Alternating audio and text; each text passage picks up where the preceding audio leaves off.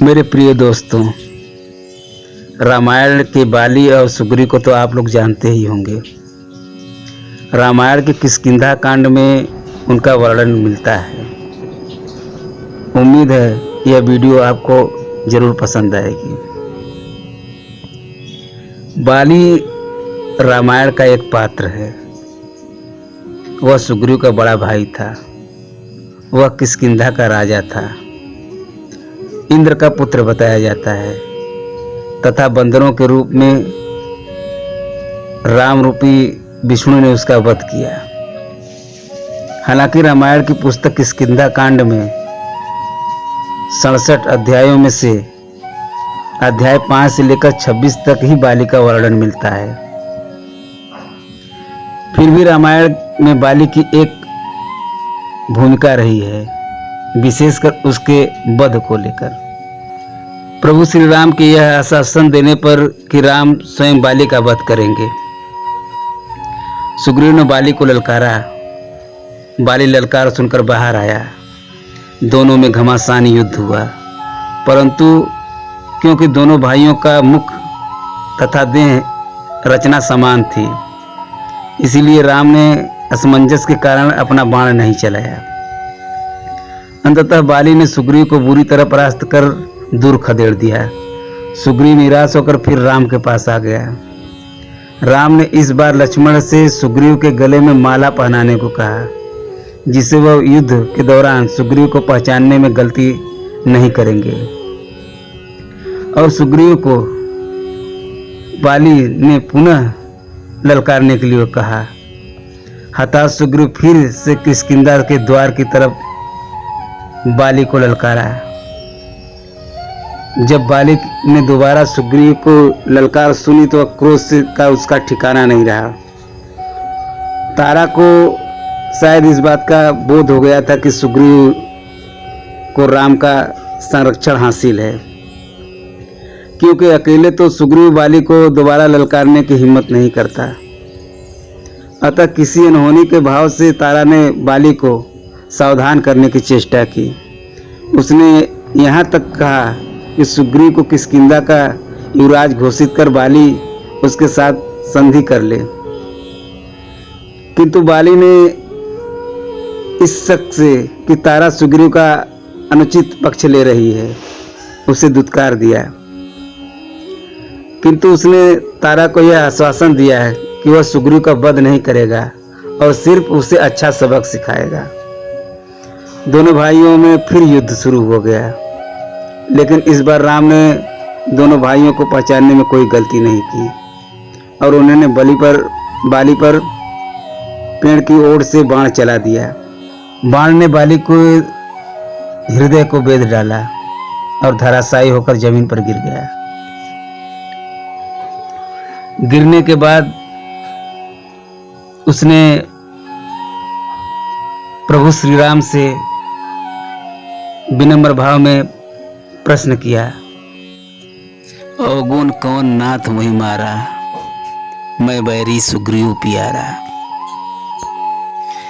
बाली ने प्रभु श्री राम से कहा कि प्रभु, मुझे मारने वाला कोई साधारण व्यक्ति नहीं हो सकता। आप अपने सच्चिदानंद रूप का दर्शन दीजिए ताकि मैं अपने प्रश्नों को आपसे जान सकूं। तब प्रभु श्री राम ने बाली को अपने विष्णु रूप का दर्शन कराया, जिसको देखकर बाली की आंखों से आंसू बहने लगे, हाथ स्वतः जुड़ गए। तब बाली ने बड़े ही विनम्र भाव से प्रभु से प्रश्न किया।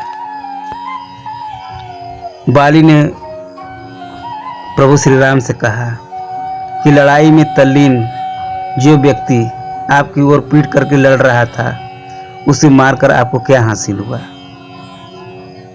आप तो मर्यादा पुरुषोत्तम राम कहलाते हैं, मैं अधर्मी नहीं हूं, फिर भी आपने मेरा वध क्यों किया?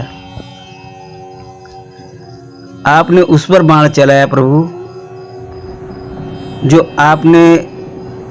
जो आपसे युद्ध नहीं कर रहा था बल्कि किसी और से लड़ रहा था।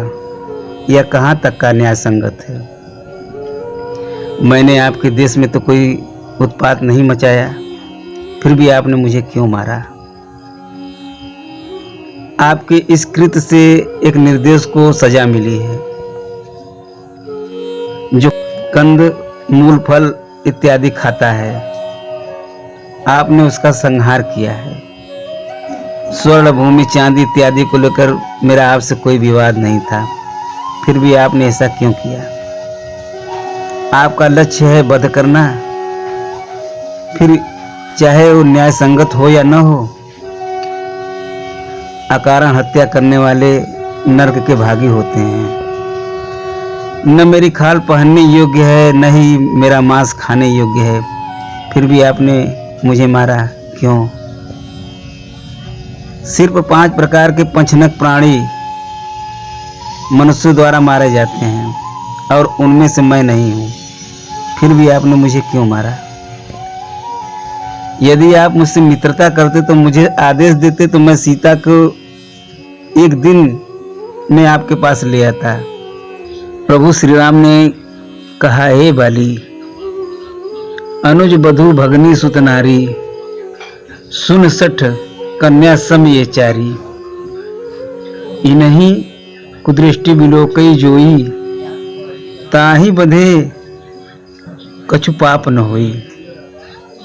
कहने का मतलब कि हे बाली सुन, छोटे भाई की स्त्री, बहन, पुत्र की स्त्री और कन्या, ये चारों समान हैं। इनको कोई बुरी दृष्टि से देखता है तो उसे मारने में कुछ पाप नहीं है। श्री रामचंद्र जी कहते हैं, मूल तो ही अतिशय अभिमाना, नारी सिखावन करसी न काना। अर्थात भगवान राम सुग्रीव के बड़े भाई बाली के सामने स्त्री के सम्मान का आदर करते हुए कहते हैं कि हे बाली, तुम अज्ञानी पुरुष तो हो ही, लेकिन तुमने अपने घमंड में आकर अपनी विद्वान पत्नी की बात भी नहीं मानी। तुम्हारे अंदर अहंकार भरा हुआ है और उस अहंकार का जाना ही उचित है। हो सकता था कि तुम औरत की बात मानते तो कोई अच्छी बात सामने निकल कर आ जाती।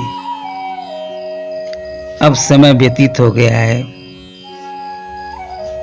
अब तुमको मैं परम धाम को भेजता हूं। दोस्तों, अगर यह वीडियो आपको अच्छा लगे तो आप इसे लाइक, शेयर, सब्सक्राइब अवश्य करें। जय श्री राम।